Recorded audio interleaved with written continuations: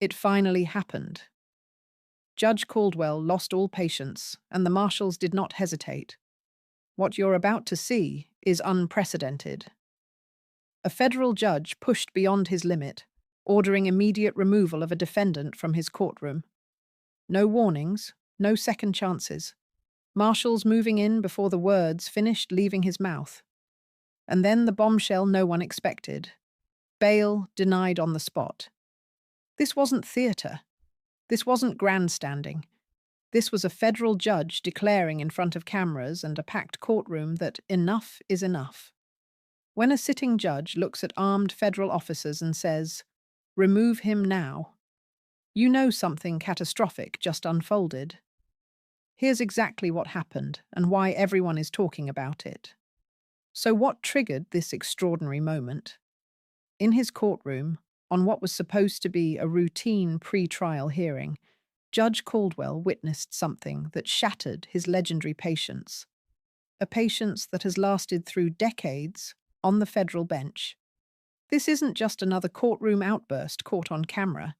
This is a federal judge making a calculated decision to invoke his full authority in real time with the entire legal world watching. The defendant, who had already pushed boundaries in previous appearances, crossed a line that Judge Caldwell made clear would never be crossed again. What happened in those explosive 90 seconds is now being studied by legal experts across the country. Former prosecutors are calling it a masterclass in judicial authority. Defense attorneys are calling it terrifying. And I have the courtroom accounts, the legal filings, and expert analysis right here.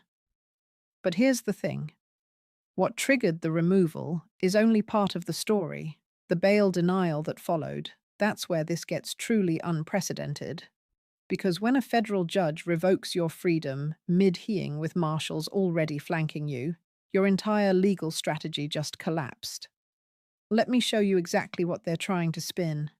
Here's what actually happened inside that courtroom the moment everyone clicked to see. The hearing began at 10:17 a.m.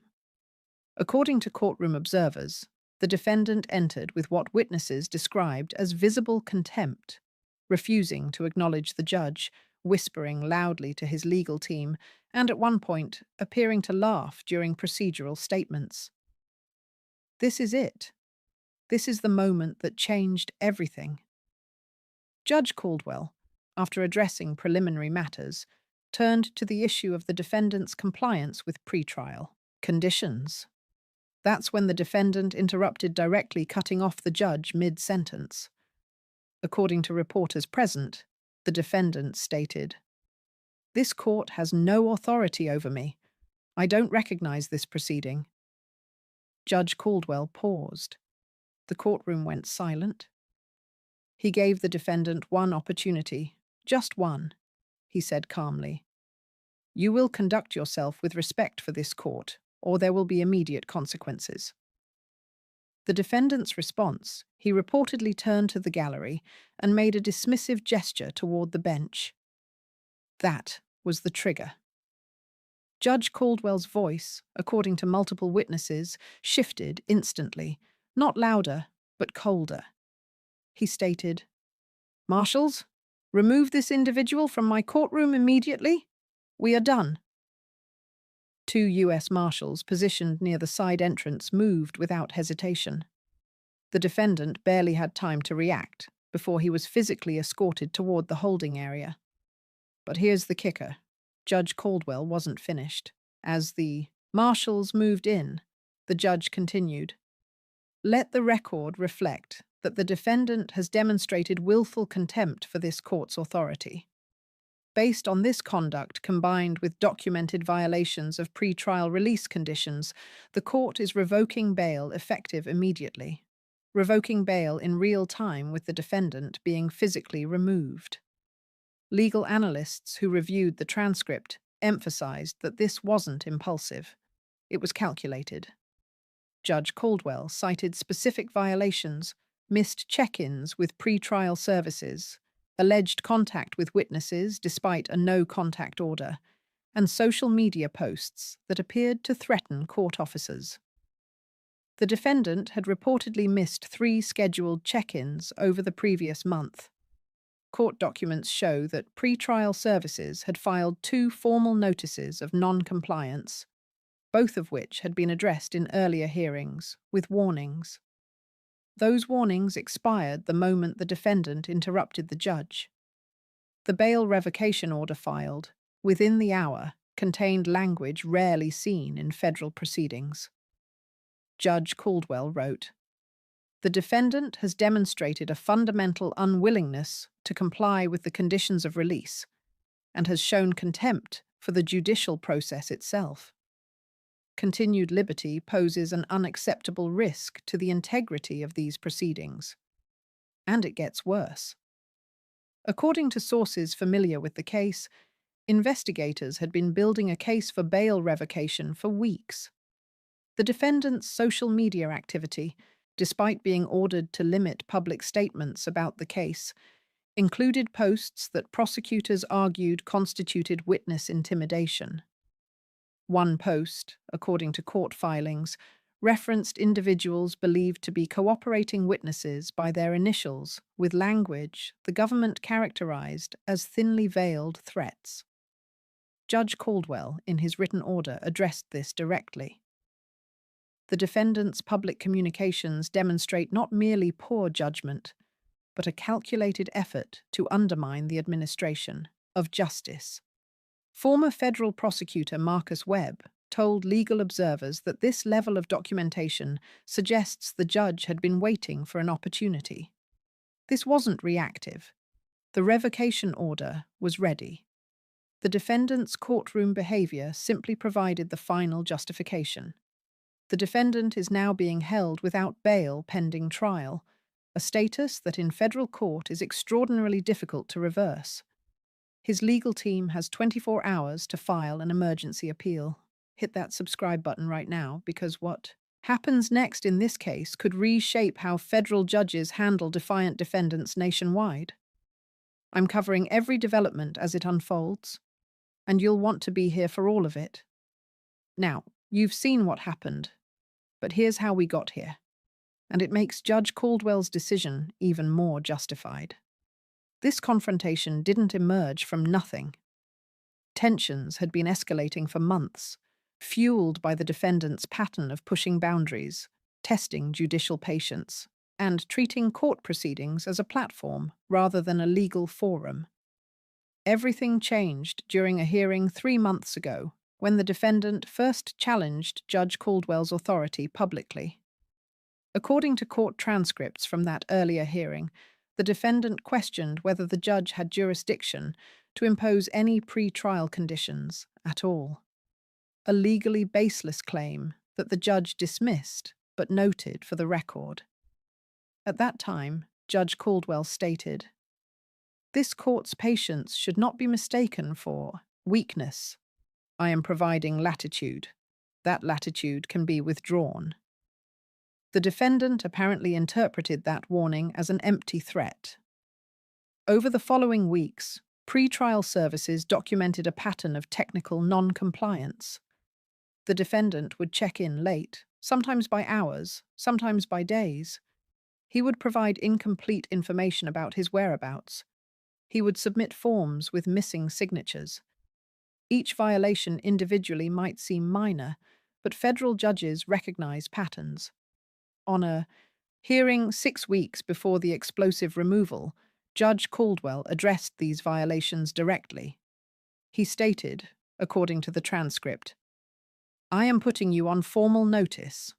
One more documented violation, and I will entertain a motion for revocation." The defendant's attorney assured the court that compliance would improve. It didn't.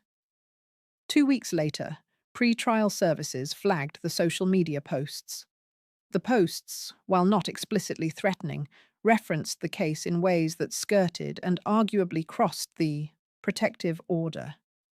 When prosecutors filed a formal motion for bail revocation, they included screenshots, timestamps, and expert analysis, arguing that the posts were designed to intimidate witnesses. The hearing where the marshals moved in was scheduled specifically to address that motion. Judge Caldwell had already reviewed the evidence. He had already consulted with court security. The marshals were positioned specifically because the judge anticipated the possibility of a confrontation. What the defendant didn't realize, what his legal team apparently failed to convey, is that he was walking into a courtroom where every contingency had been prepared. When he interrupted the judge, he wasn't testing an unprepared jurist. He was triggering a response that had been planned for exactly this scenario. Smash that like button if you're following this, because understanding how we got here is crucial for understanding what happens next. Drop a like so more people see this breakdown. I read every single comment, and I want to hear your take. The bombshell moment came when the marshals physically positioned themselves on either side of the defendant, and he still didn't stop. According to witnesses, even as federal officers closed in, the defendant continued speaking. He reportedly said something to the effect of, "You can't silence me. Everyone watching knows what this is." Judge Caldwell's response was immediate and devastating. He stated for the record, "Let the transcript reflect that the defendant is continuing to disrupt these proceedings even as he is being lawfully removed. This conduct will be incorporated into sentencing considerations should there be a conviction." The courtroom felt absolutely silent. Reporters present described the atmosphere as electric, a mixture of shock and, among some observers, visible relief. One court sketch artist who has covered federal proceedings for 23 years told media afterward, "I've never seen anything like it." The judge's voice never rose, but the authority was absolute. As the defendant was escorted through the side door, he reportedly attempted to turn back toward the gallery. Marshals physically redirected him. The door closed. Judge Caldwell, without pausing, addressed the remaining attorneys. "We will take a 15-minute recess. When we resume, we will proceed with the government's other pending motions." And just like that, it was over. Except it wasn't, because what happened in those 90 seconds is now reverberating through every federal courthouse in America. This was a message, and every defendant watching got it loud and clear. Stay with me, because the implications of this are massive. But first, drop a comment right now. Did you see this coming? Do you think Judge Caldwell was right to act this decisively? I read every single comment, and I want your take. This isn't the first time a federal judge has ordered marshals to remove a defiant defendant, but the circumstances make this unprecedented. Think back to the Chicago 7 trial in 1969. Judge Julius Hoffman, facing relentless disruption from defendant Bobby Seale, ordered him bound and gagged in the courtroom. That decision was later criticized as excessive, and Seale's conviction was eventually overturned. The key difference now, Judge Caldwell didn't try to continue with a disruptive defendant present. He removed him immediately and revoked bail, eliminating the possibility of further courtroom confrontations entirely. Then, there was the 1988 case of tax protester Irwin Schiff, who repeatedly interrupted federal judges with claims that income tax was unconstitutional. He was removed from multiple courtrooms and eventually barred from filing pro se legal documents. But even Schiff wasn't held without bail for courtroom conduct alone. What makes Judge Caldwell's decision different? What legal scholars are now analyzing intensely is the combination of immediate removal and bail revocation in a single moment. Professor Sarah Chen, who teaches criminal procedure at Georgetown Law, explained, "Typically, these are separate proceedings. You remove someone for contempt, then schedule a later hearing on bail." Judge Caldwell collapsed both into one ruling, and he had the documentation to support it. That documentation is crucial, because Judge Caldwell's order didn't rely solely on the courtroom outburst. It cited weeks of accumulated violations, building a record that justified immediate detention. This is what experienced federal judges do. They don't react impulsively. They build cases even against defendants in their own courtrooms. The pattern is clear. When defendants test judicial authority repeatedly, the consequences compound. Now, however, those consequences arrived all at once in front of cameras, in front of the legal world, in a moment that will be studied for decades. Judge Caldwell didn't just remove a disruptive defendant. He established a template for judicial response that courts nationwide are already discussing. Legal experts are calling this a watershed moment for judicial authority in federal proceedings. Marcus Webb, a former federal prosecutor with 18 years of experience in high-profile cases, told legal media that Judge Caldwell's actions were textbook but elevated. He explained, "Every first-year prosecutor learns that you build a record before you make a major move." Judge Caldwell clearly had weeks of documentation ready. The courtroom confrontation was just the final piece. But executing both the removal and the bail revocation in real time, that takes supreme confidence in your legal position. Webb added that the defendant's legal team now faces an almost impossible appellate challenge. You'd have to argue that the judge acted without sufficient cause, but the record shows repeated warnings, documented violations, and conduct that any reasonable jurist would find intolerable. Meanwhile, constitutional law professor David Armitage from Harvard Law School emphasized the broader implications. This sends a message that federal courts are not platforms for political theater. Armitage stated, "Judge Caldwell made clear that the courtroom is his domain, and defendants who forget that do so at their peril. The constitutional issues are minimal. Defendants have no right to disrupt proceedings." A criminal defense attorney speaking on background offered a more cautionary perspective. Defense lawyers are watching this closely. The concern is that judges might feel emboldened to act more aggressively on thinner evidence. Judge Caldwell had a strong record. Not every judge will. But even defense-oriented analysts acknowledged that the defendant's conduct was extreme. Former public defender Natalie Reyes, now a legal commentator, admitted, "Look, there's zealous advocacy and there's self-destruction. This defendant chose self-destruction.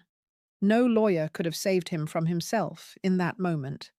Reyes noted that the defendant's attorney appeared visibly distressed during the removal. You could see it in real time. The lawyer knew exactly what was happening and couldn't stop it. This is a nightmare scenario for any defense counsel. What makes this case particularly significant, according to multiple analysts, is the clarity of the record. Judge Caldwell's written order, filed within an hour of the courtroom confrontation, runs 11 pages. It documents every missed check-in, every borderline social media post, every warning issued in prior hearings. Former appellate judge Patricia Hammond, now retired, explained that order wasn't written in an hour. It was ready. He was waiting for this moment, not hoping for it, but prepared for it. That's the difference between a reactive judge and a strategic one. If this analysis is valuable to you, smash that like button right now. It genuinely helps more people see this coverage. The algorithm rewards engagement, and your like helps this reach people who deserve to know what happened. So, what does this actually mean going forward? First, the defendant faces immediate detention until trial, which could be months away. Federal detention pending trial is notoriously difficult to reverse. The defendant's attorneys would need to demonstrate either that Judge Caldwell abused his discretion, unlikely given the documented record, or that changed circumstances warrant reconsideration. But here's the problem. The defendant's conduct in the courtroom is now part of the permanent record. Any appeals court reviewing the bail revocation will see exactly what happened. They'll read the transcript. They'll see the documentation of prior violations. On one side, The defense will argue that bail revocation for courtroom conduct is disproportionate. On the other, prosecutors will point to a pattern of behavior, demonstrating that the defendant cannot be trusted to comply with court orders. The second implication: this affects how every federal defendant conducts themselves going forward. Defense attorneys nationwide are already sending updated guidance to clients. The message is clear. Federal judges have authority. They will use it, and courtroom defiance will not be tolerated. Sources familiar with federal public defender offices indicated that training materials are being updated specifically to address Caldwell-type scenarios. Attorneys are being instructed to have explicit conversations with clients about courtroom department conversations that document the client was warned, because if a client acts out after being specifically warned, the attorney has protection. The documentation shifts blame to the client's own choices. Third, this establishes precedent for combined removal and revocation orders. Prior to this case, most legal practitioners assumed these would be separate proceedings. Now, Judge Caldwell has demonstrated that when the record supports it, both can occur simultaneously. Legal scholars are already debating whether this expands judicial power or simply clarifies existing authority. Professor Chen from Georgetown suggested the authority was always there. Judge Caldwell just showed everyone what it looks like when used decisively. The implications for defendants with pre-trial release conditions are significant. Any violation, even minor ones, now builds a record that could be deployed instantly if courtroom conduct deteriorates. Fourth, this changes the calculus for defendants considering disruptive strategies. Some defendants, particularly those with political motivations, have historically used courtroom appearances as opportunities to make statements, challenge legitimacy, or generate media attention. Judge Caldwell's response demonstrates the risk. You might get your moment of defiance, but you might also spend the next several months in federal detention while your lawyers scramble to undo the damage. The message to future defendants is unmistakable. The courtroom is not your platform. The judge controls that space. Absolutely. And if you forget that, you will be reminded in the most consequential way possible. Every defendant currently awaiting trial in federal court just witnessed what happens when you push too far. Many of them are reconsidering their strategies right now. And then the defendant's team made it even worse. Within hours of the courtroom removal, statements began emerging from the defendant's supporters that can only be described as incendiary. Instead of acknowledging the documented violations, the defendant's allies attacked Judge Caldwell personally. Social media accounts associated with the defendant's circle called the judge a tyrant in robes and accused him of political persecution. One post, which has since been screenshot and preserved for potential court review, stated, "This so-called judge just showed America what real fascism looks like." That post has already been flagged to prosecutors. The defendant's formal legal team took a more measured approach, but barely. Their statement acknowledged disappointment with the ruling, but promised an immediate appeal. What the statement notably did not do, take any responsibility for the defendant's documented violations. Here's the problem with that response. It's likely to backfire spectacularly. When your client has missed multiple check-ins, allegedly violated a no-contact order, posted borderline threatening content on social media, and then interrupted a federal judge mid-sentence, attacking the judge's legitimacy is not a winning strategy. Legal analyst Rachel Torres pointed out that the defendant's response actually strengthens the government's position. There, essentially proving Judge Caldwell's point. The defendant and his circle don't respect judicial authority. Every attack on the judge reinforces why he shouldn't be trusted with pre-trial liberty. Torres added that prosecutors are almost certainly monitoring the post-removal statements. If anything crosses the line into threats or witness intimidation, those become additional charges. The defendant is in federal custody right now, but his supporters are still creating legal exposure for him. When your defense is attacking the judge rather than addressing the evidence of violations, you've already lost the legal argument. The 11-page order documenting the bail revocation speaks for itself. It contains dates, times, screenshots, and direct quotes. It references prior warnings on the record. Against that documentation, calling the judge names on social media accomplishes nothing except potentially adding contempt charges. The defendant's team has 48 hours to file a formal appeal of the bail revocation. Legal experts give that appeal very little chance of success. But beyond the immediate legal fallout, this is really about something much bigger. This is about the rule of law. It's about whether courts can function when defendants treat them as theatres for performance, rather than institutions demanding respect. Every day, federal judges preside over cases involving people who believe the law doesn't apply to them. They face defendants who think loudness substitutes for legal argument, who believe that defiance will somehow overwhelm judicial authority. Judge Caldwell's response demonstrated otherwise. When he said, "Marshals, remove him immediately." And when those marshals moved without hesitation, he showed every defendant in America that courtrooms have rules, that judges have power, that the system, when pushed, will push back harder. If this goes unanswered, if defendants can disrupt proceedings without consequence, then the entire framework of federal justice begins to erode. What happened in that courtroom wasn't about one defendant. It was about every case that comes after, every judge who faces defiance, every courtroom where someone tests whether the rules actually apply. Judge Caldwell answered that question definitively. The rules apply.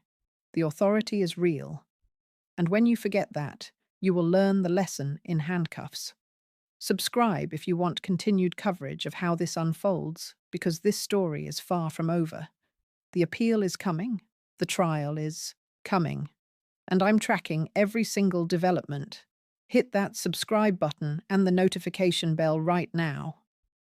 Here's where things stand right now. The defendant is currently in federal custody at a detention facility pending trial.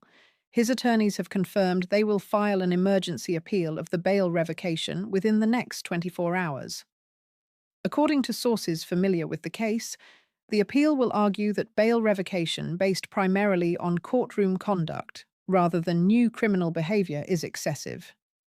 Legal experts are skeptical that argument will succeed given the documented pattern of pre-trial violations that predated the courtroom confrontation. Meanwhile, Judge Caldwell has issued no public statement beyond his written order. Sources close to the court indicate he is treating the matter as routine, despite the extraordinary attention it has received. He's not giving interviews. He's not commenting. He's just proceeding with his docket. One source told legal media that's exactly how federal judges are supposed to handle this. Prosecutors have indicated they may file additional motions related to the defendant's post-arrest statements and the social media activity of his supporters. The trial date remains scheduled for 3 months from now. With the defendant now in custody rather than on pre-trial release, his ability to participate in his own defense preparation changes significantly. Defense attorneys have 48 hours to request a status conference on detention conditions. Keep a close eye on the appellate filing when it drops, likely tomorrow or the following day. The arguments the defense chooses will signal their strategy for the remainder of this case. And watch the government's response. If prosecutors add new charges based on conduct after the courtroom confrontation, this case escalates further. The next 72 hours will determine whether this remains a bail dispute or becomes something much larger. The stakes couldn't be higher. The evidence couldn't be clearer. A federal judge declared in front of the world that his courtroom will not be a circus and backed up those words with immediate action.